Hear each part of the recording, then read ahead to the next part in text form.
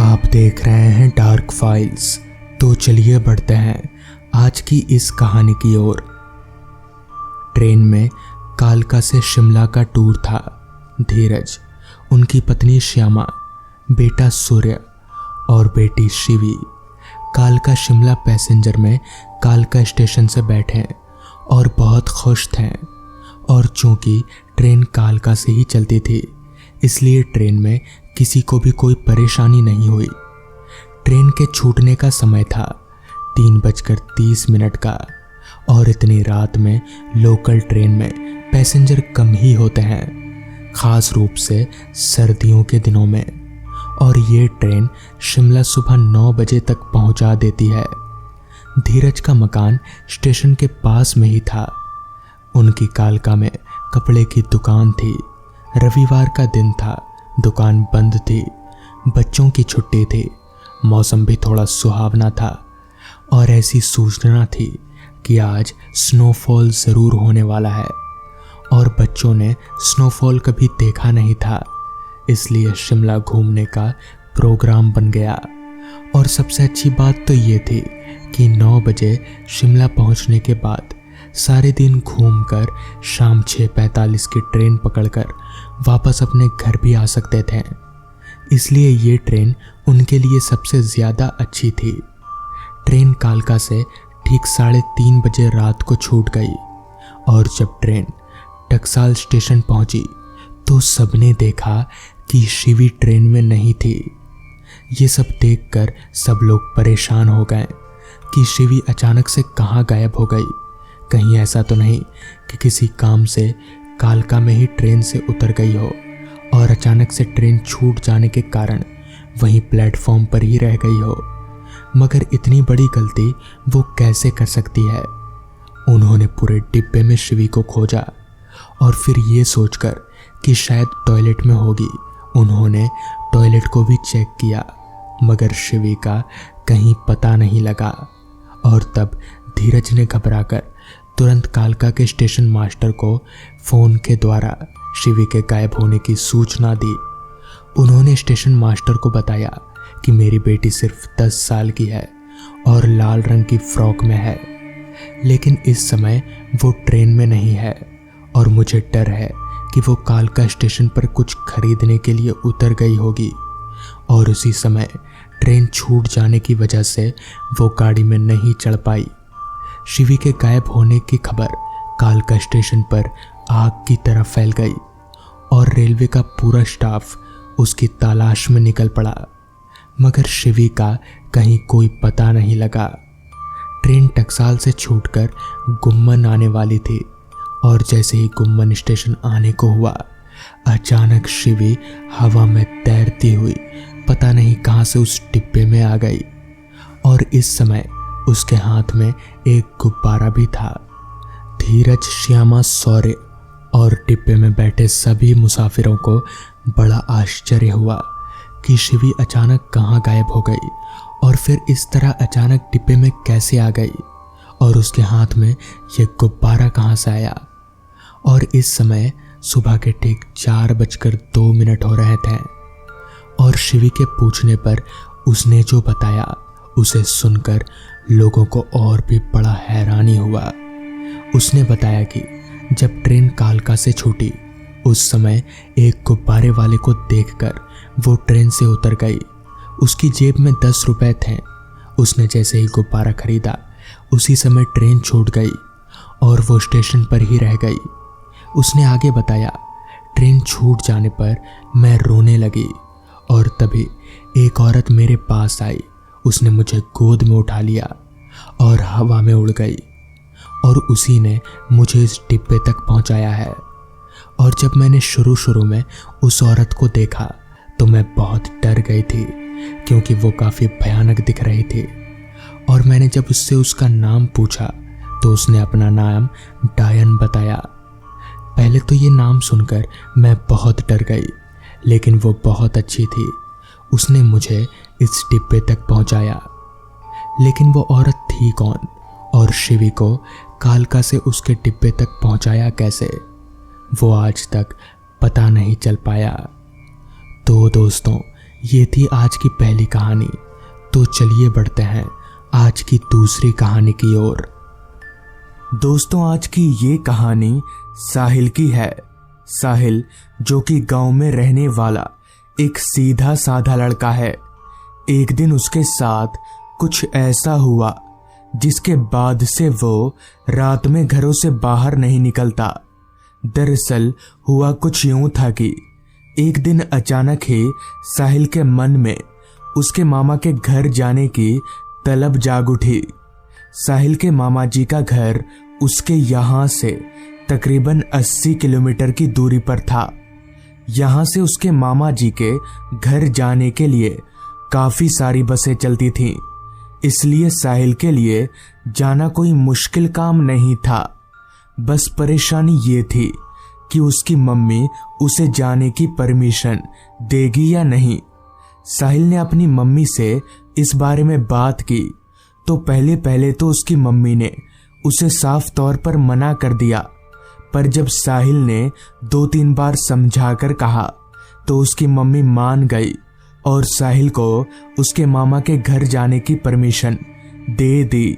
जिसके बाद साहिल मामा जी के घर जाने की तैयारी करने लगा। साहिल ने तय किया कि वो दोपहर वाली बस से मामा जी के घर जाएगा और शाम तक पहुंच जाएगा। जिसके बाद ठीक दोपहर के 3 बजे साहिल अपने घर से निकल गया और बस स्टॉप की तरफ जाने लगा। साहिल अभी बस स्टॉप की तरफ जा ही रहा था कि तभी रास्ते में उसे उसका दोस्त करण नजर आया। तभी करण ने साहिल से बोला, कहाँ जा रहा है? इस पर साहिल बोला, मामा जी के घर जा रहा हूं। साहिल की बात सुनकर करण बोला, अच्छा तेरे मामा जी का घर बाजपुर है ना?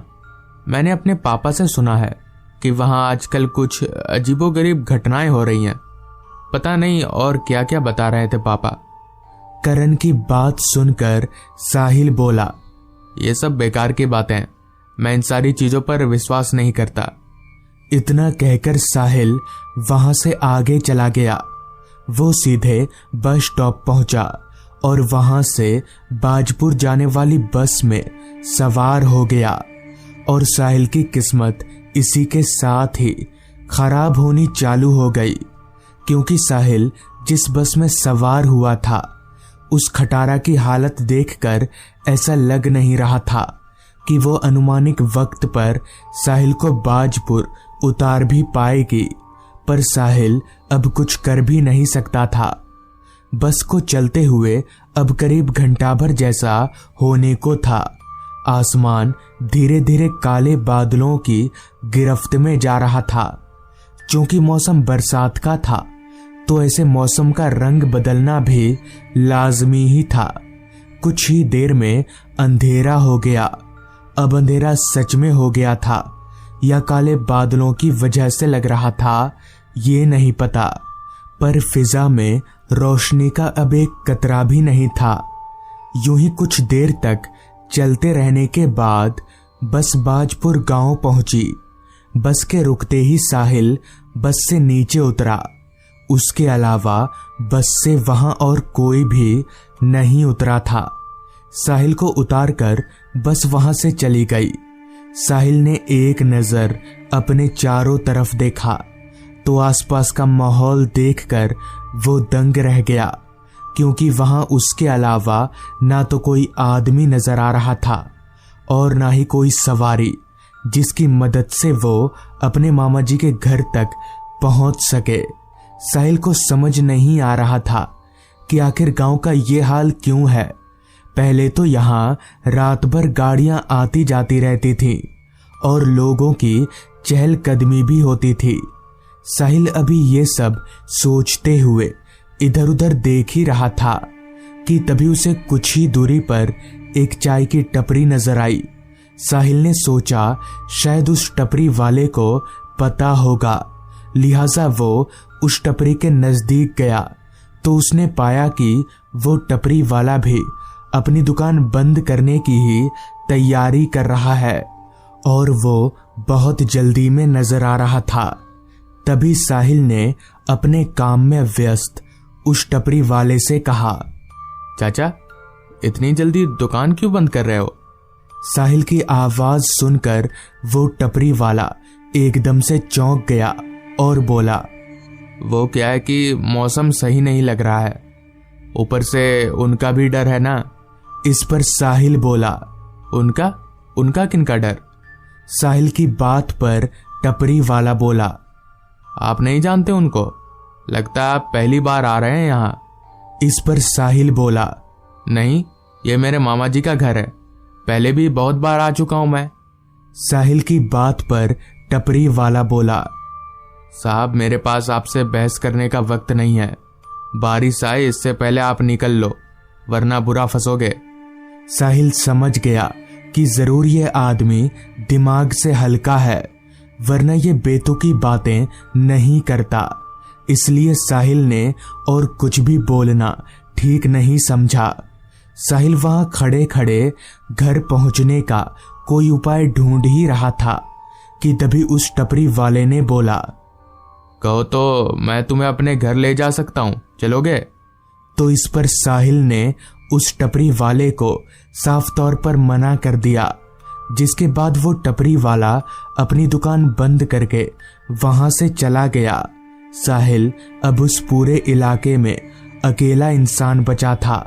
दूर दूर तक उसे उसके अलावा कोई नजर नहीं आ रहा था, जो कि साहिल को भी कहीं ना कहीं थोड़ा अजीब तो लग रहा था। खैर उसने पैदल चलना शुरू कर दिया, क्योंकि इसके अलावा उसके पास और कोई चारा भी नहीं था। रास्ता पूरी तरह से सुनसान और अंधेरे में डूबा हुआ था। ऊपर से आजू बाजू जंगल होने के कारण माहौल और भी ज्यादा डरावना लग रहा था। झिंगुरों की आवाजें साहिल के कान में लगातार गूंजे जा रही थी। साहिल अभी आगे बढ़ ही रहा था कि तभी एक काली सी बिल्ली ने उसका रास्ता काट दिया। साहिल अपनी जगह पर रुक गया। भले वो भूत प्रेत इन सारी चीजों को ना मानता हो, मगर बिल्ली का काटा हुआ रास्ता वो कभी भी पार नहीं करता था। साहिल अपनी जगह पर रुका रहा, पर वो ये भी जानता था कि इस रास्ते पर कोई आने वाला नहीं है। अगर वो मान्यता मानने गया तो उसे सुबह तक वहीं रुकना पड़ जाएगा। अभी साहिल ये सब सोच ही रहा था कि तभी अचानक ही बहुत तेज बारिश आ गई। ना चाहते हुए भी साहिल को वहां से आगे बढ़ना ही पड़ा, क्योंकि उस रास्ते पर कोई दुकान वगैरह नहीं था। तो साहिल पास ही में एक घने बरगद के पेड़ के नीचे जाकर खड़ा हो गया। वो बरगद का पेड़ बहुत घना था, जिस वजह से साहिल बड़े आराम से वहां खुद को बारिश से बचा पा रहा था। अभी वो पेड़ के नीचे खड़ा ही था कि तभी सामने से उसे कोई आदमी छाता लेकर आता हुआ दिखा। वो आदमी साहिल के पास आकर खड़ा हो गया। क्योंकि उस आदमी ने अपने पूरे चेहरे को छाते की मदद से ढका हुआ था, इसलिए साहिल उसका चेहरा नहीं देख पा रहा था। पर साहिल एक बात सोचकर काफी हैरान हो रहा था कि जब इस आदमी के पास छाता है तो फिर ये यहाँ क्यों आया है? ये तो आराम से जा सकता था। खैर साहिल ने उस आदमी को कुछ नहीं कहा। वो चुपचाप अपनी जगह पर बस खड़ा रहा। बारिश बहुत ही तेजी से बरसे जा रही थी। अभी साहिल वहां खड़े खड़े बारिश के रुकने का इंतजार कर ही रहा था कि तभी वहीं उसके पास में खड़े छाता लिए उस आदमी ने कहा, कहाँ जाना है तुमको? साहिल उस आदमी की ओर पलटा, मगर उसका चेहरा अभी भी नहीं दिख रहा था। खैर साहिल ने जवाब दिया, यहीं पास ही में जाना है, मेरे मामा जी का घर है, वहीं जा रहा था पर बारिश आ गई। साहिल की बात सुनकर उस आदमी ने कहा, अच्छा पानी से दिक्कत है तो ये लो मेरा छाता ले लो। इस पर साहिल बोला, तो फिर आप कैसे जाइएगा?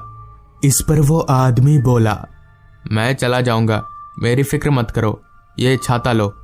इतना कहकर उस आदमी ने अपने चेहरे पर से वो छाता हटा दिया। तभी जब साहिल ने उस आदमी के चेहरे की तरफ देखा तो उसकी सिट्टी बिट्टी गुल हो गई।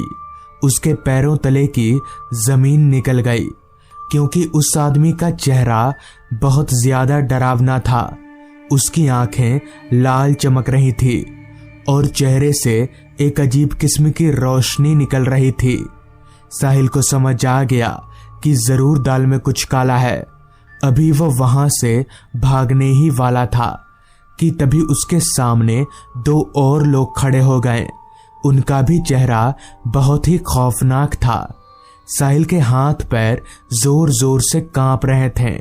उसे समझ नहीं आ रहा था कि अब वो क्या करे, पर वो इतना जरूर जानता था कि अगर वो यहाँ रुका तो मारा जाएगा, जिस वजह से उसने वहां से दौड़ लगा दी और सीधे मामा जी के घर पहुंचकर ही रुका। तब उसके मामा जी ने उसे बताया कि दरअसल वो लोग पिछले बरसात में बिजली गिरने के कारण मर गए थे। तब से उन्हीं लोगों की आत्मा वहां हर बरसात में भटकती है। और साहिल के मामा जी ने यह भी बताया कि साहिल के गले में बजरंगबली का एक लॉकेट है, इसलिए उन भूतों ने उसे कुछ नहीं किया।